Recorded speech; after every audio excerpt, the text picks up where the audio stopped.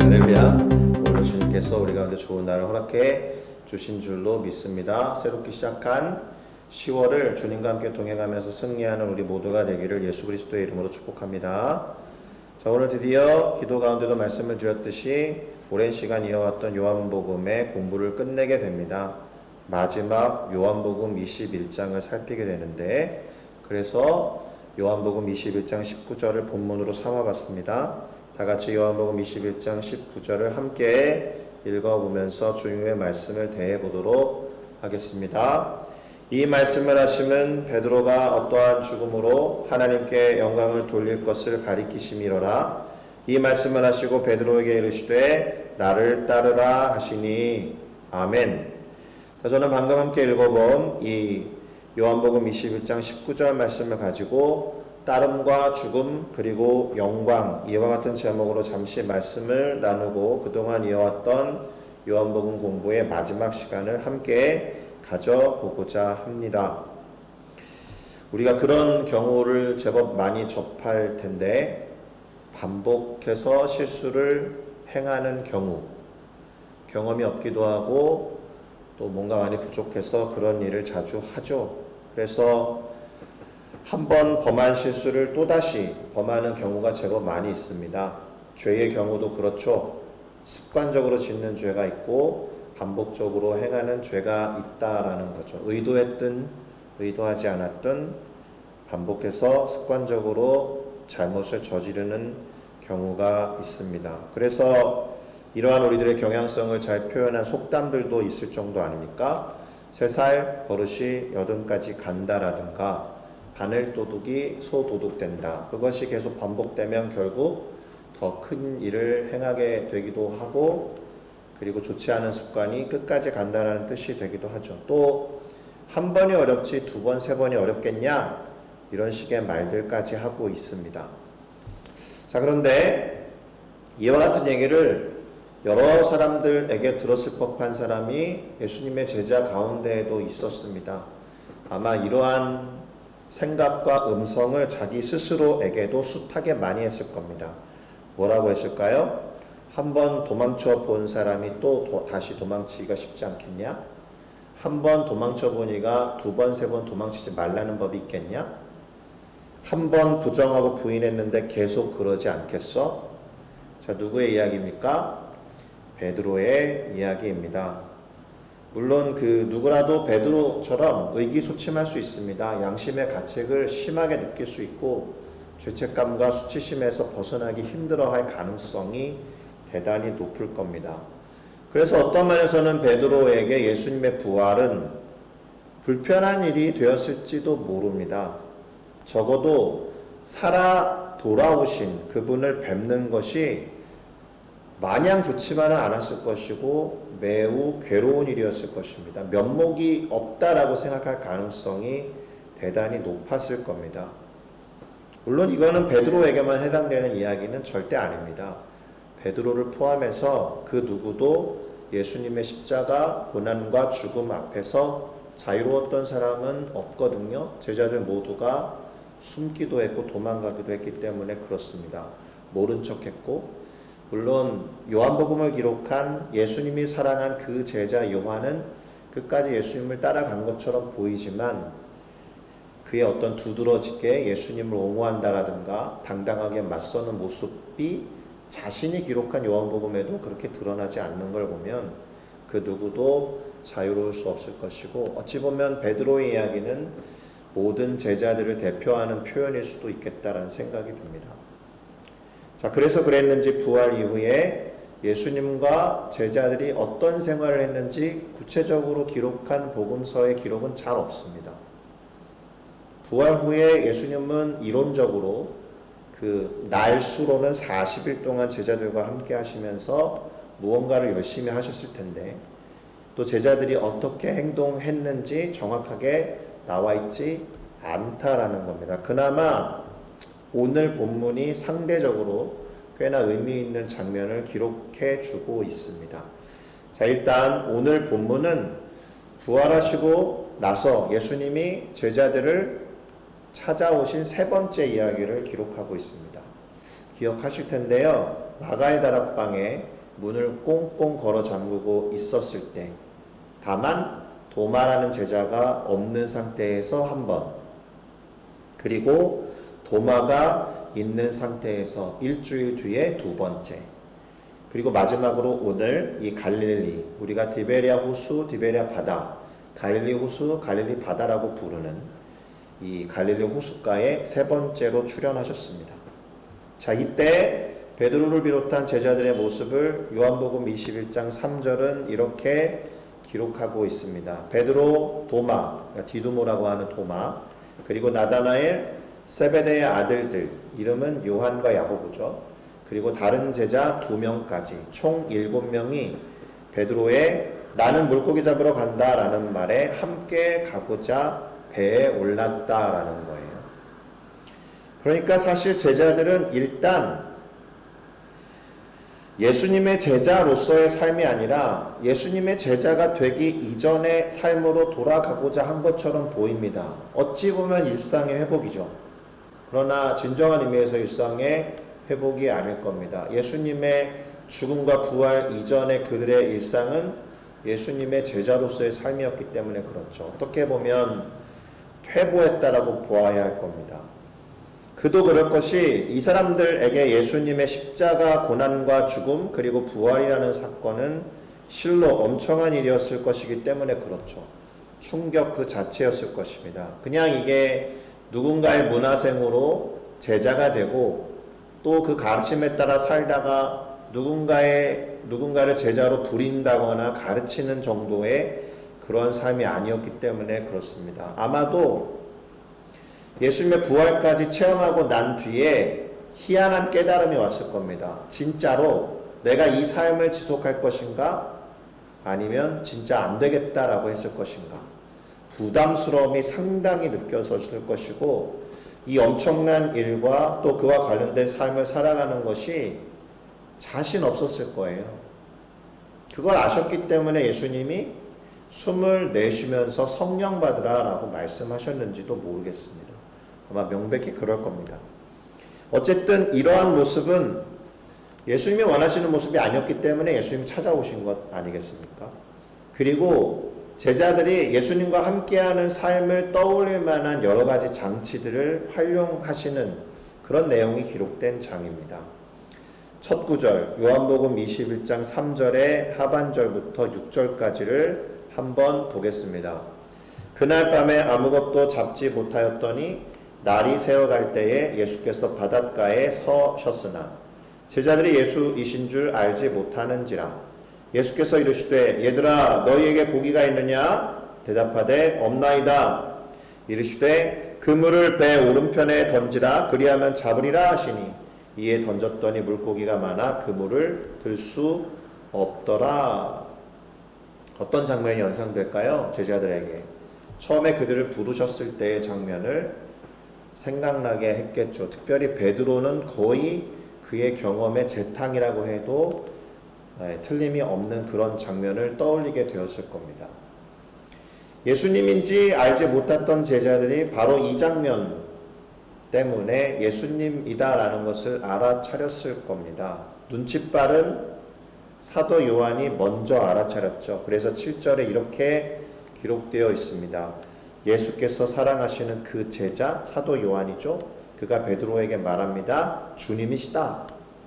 알아차린 겁니다.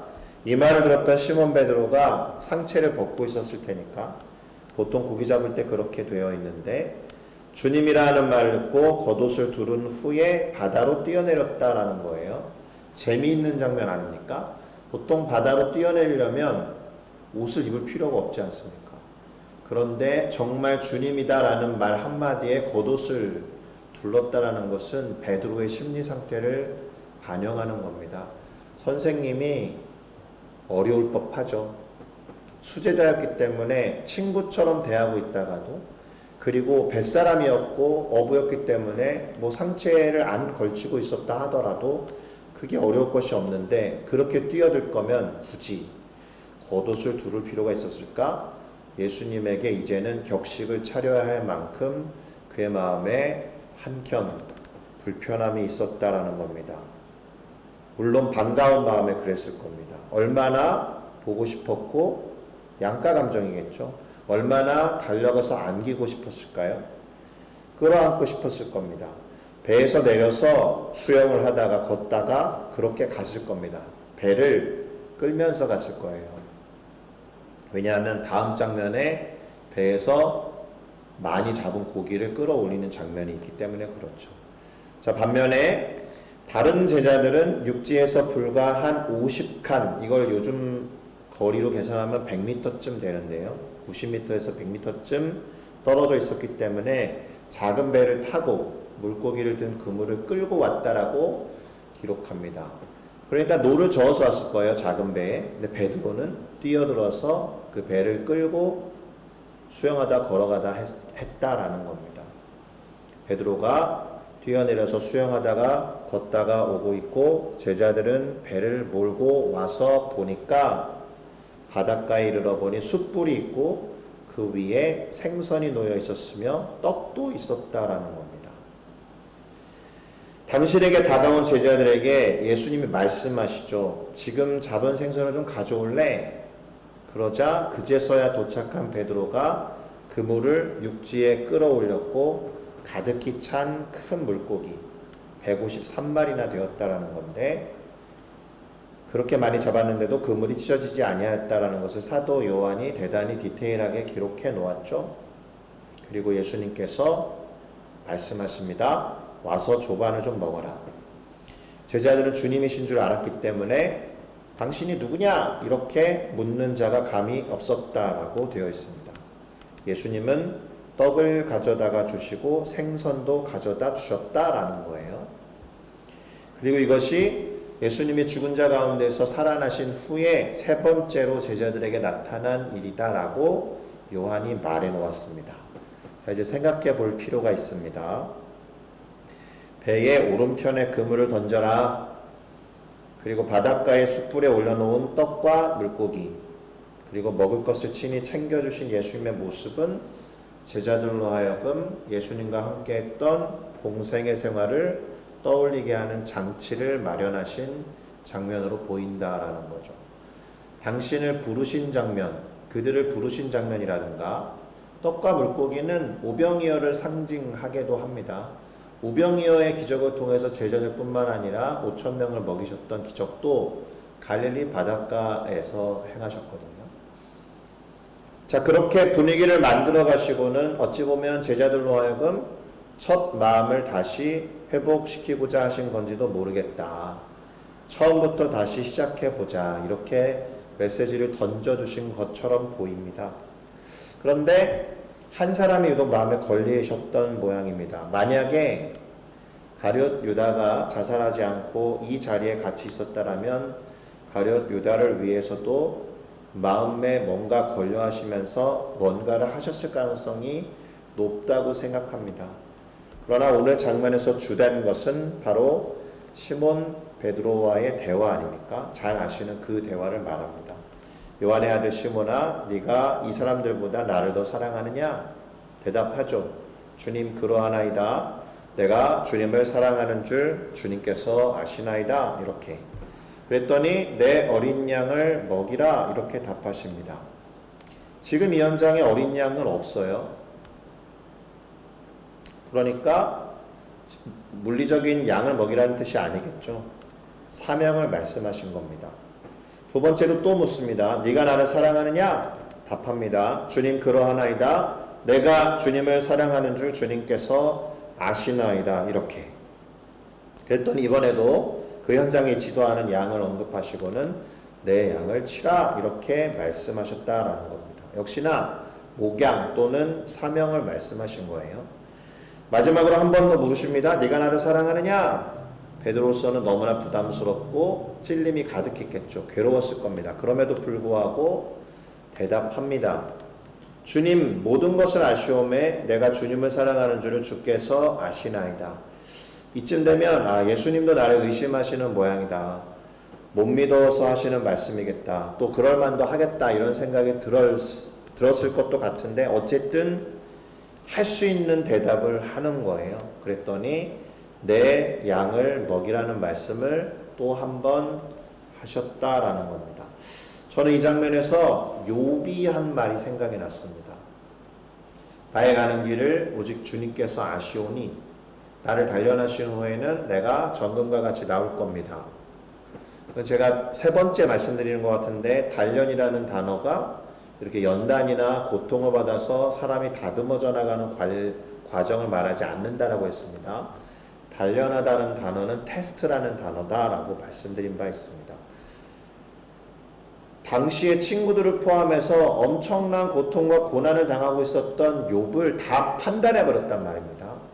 네가 뭔가를 잘못했으니까 이 엄청난 고통과 고난을 당하는 거 아니냐라고 모함하고 공격했기 때문에, 자기 자신을 알만한 분은 주님밖에 없으니까 하나님께서 나를 테스트해 보시면 내 안에 전문과 같이 순전하고 순결한 마음이 있다는 것을 아실 겁니다라는 확신의 말이거든요.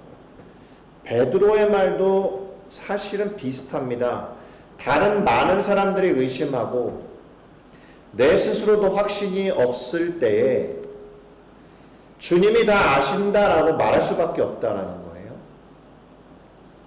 다른 이들이 믿지 않을 수 있고 내 스스로도 확신이 없었는지 모르겠지만 모든 것을 다 아시는 주님이 아실 거다라는 확신만큼은 있으니까 이렇게 말했다라는 점에서 그가 주님을 사랑했다라는 것은 추호의 의심도 가질 수 없는 명백한 사실이었을 겁니다.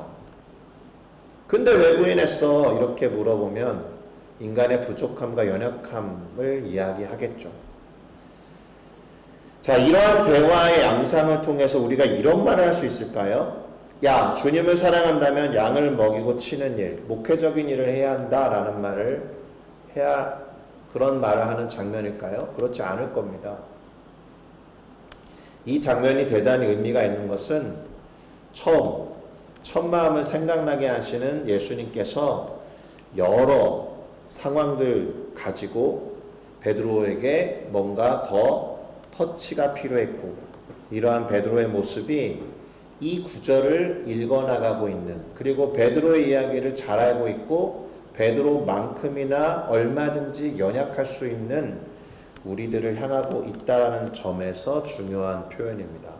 누군가가 예수님이 사랑한다면 목양을 해야지, 이런 뭔가 좁은 의미로 이 말씀을 결론 짓는다라면 그건 좀 정말 그야말로 좁은 이야기에 불과할 겁니다. 생각해 보시겠습니까?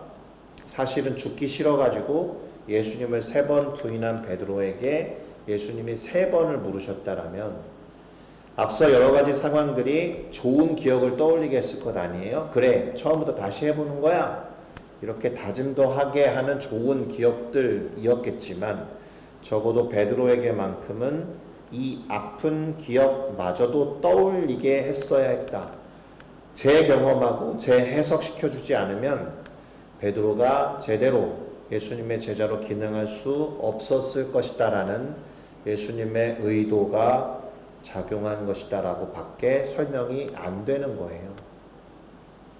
베드로에게 이런 말씀을 덧붙여서 하십니다. 18절인데 제가 읽어보겠습니다. 내가 진실로 진실로 네게 이르노니 네가 젊어서는 스스로 띠띠고 원하는 곳으로 다녔거니와 늙어서는 너의 팔을 벌리리니 남이 너에게 띠를 띄우고 원하지 아니하는 곳으로 데려가리라. 이 말씀에 대한 요한이 이제 해설을 달아놨잖아요. 그 해설을 달아놓은 것이 오늘 우리가 정한 설교 본문이었습니다. 요한복음 21장 19절인데요. 이거는 같이 읽어보겠습니다. 이 말씀을 하심은 베드로가 어떠한 죽음으로 하나님께 영광을 돌릴 것을 가리키심이로라. 이 말씀을 하시고 베드로에게 이르시되 나를 따르라 하시니, 이렇게 말씀하셨습니다. 이 베드로와의 대화 중에서 예수님의 명령어 4개가 나옵니다.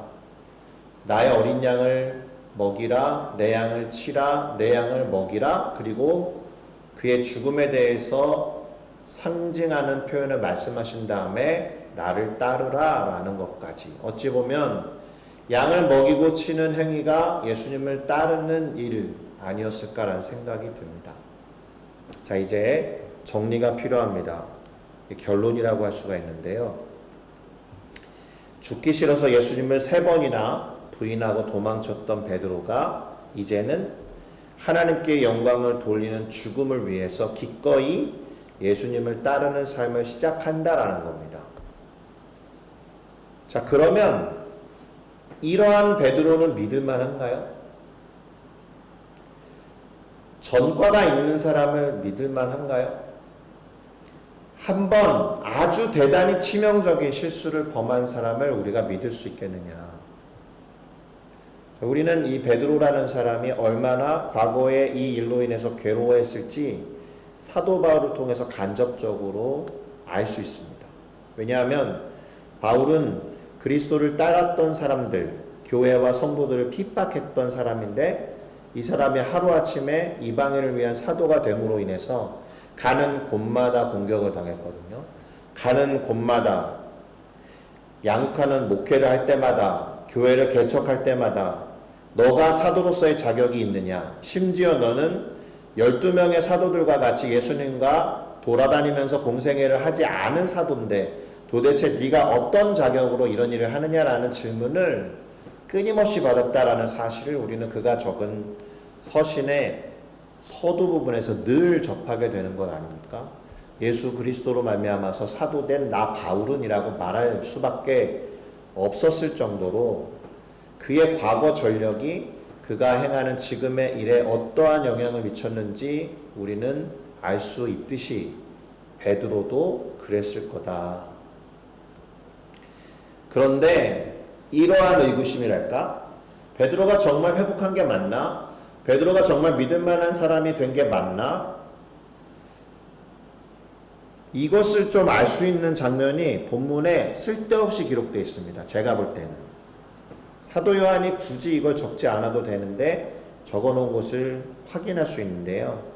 요한복음 21장 20절에서 22절입니다. 제가 읽어드리겠습니다.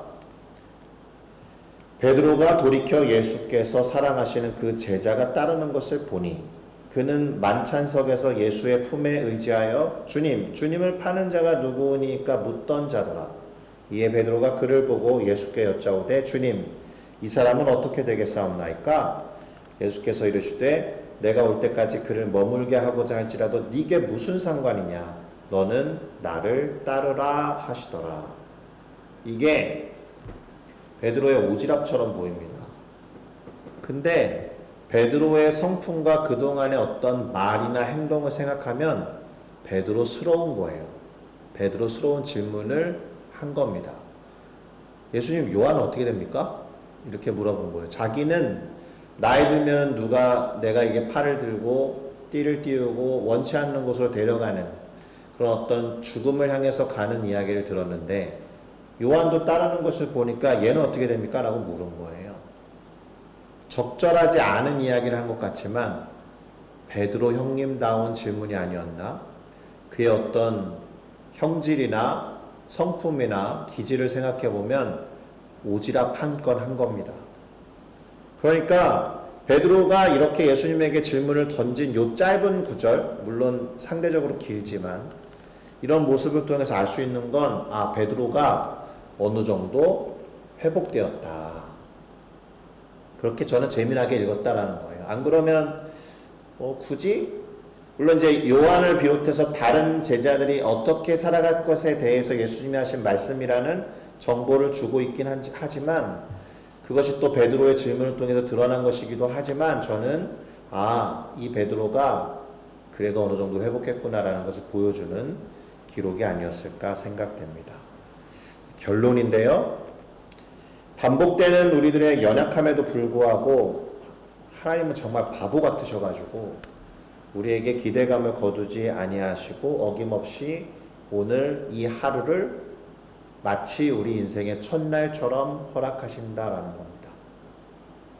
실수투성이이고 연약하고 부족한 베드로가 또 실수할지도 모른다라는 가능성에도 불구하고 당신이 제자로 불렀던 첫 기억을 생각나게 하시고 그리고 떡과 물고기를 보여주시면서 심지어 그가 정말 괴로워할 수밖에 없는 경험까지 직면시키시면서 새로운 제자로서의 사명과 삶을 말씀하신 것처럼 우리에게 어제와는 또 다른 하루를 살아라 이렇게 기대감을 가지고 이 하루를 허락하셨고, 그리고 10월 첫째 날을 맞이하게 하신 걸 보면 또 새로운 한 달 남은 2025년의 새로운 시간들을 예수님이 베드로에게 말씀하시듯이 함께 가자라고 말씀하시는 하나님을 발견할 수 있는 본문이다라는 겁니다.